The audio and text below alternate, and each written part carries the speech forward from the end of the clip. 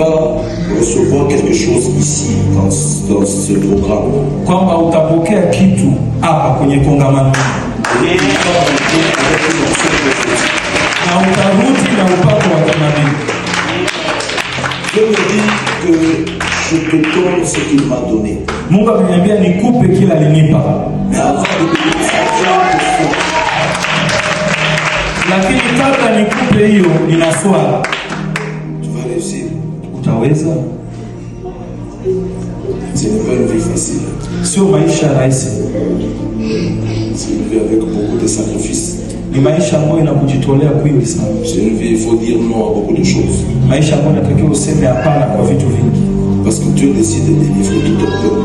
Sababu Mungu ameamua kufungua watu taifa nzima. Mais le signe qui va commencer après que je vais finir de prier pour lui, c'est qu'il y a un partenaire que Dieu va toucher de loin, c'est une dame qui va venir de l'Allemagne. Lakini alama au ishara utakayoona baada ya kukuombea ni kwamba kuna partner atakuja kutoka mbali, ni mwanamke kutoka Ujerumani. Elle sera partenaire de son église et de son ministère. Na atakuja kuwa partner kusapoti kanisa lako na huduma yako.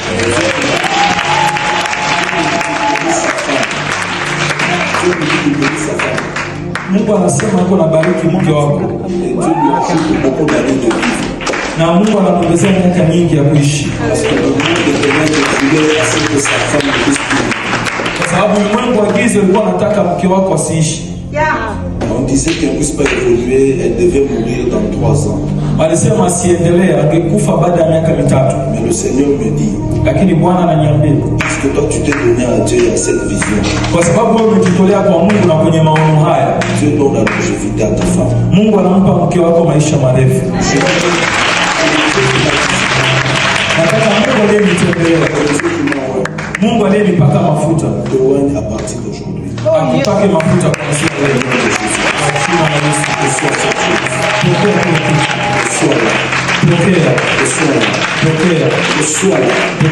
Reçois le partenaire, reçois la sagesse, reçois la puissance, et commence à apaiser.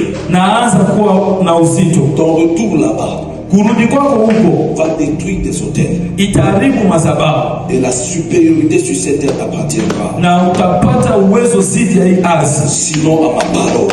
Sio kwa neno langu. Que la puissance que je sens dans ma main, ile nguvu inayohisi kwenye mkono wangu, puisse entrer dans tes mains et dans ta vie. Iingie kwenye mikono yako na kwenye maisha yako. Au nom de Jésus. Kwa jina la Yesu Kristo.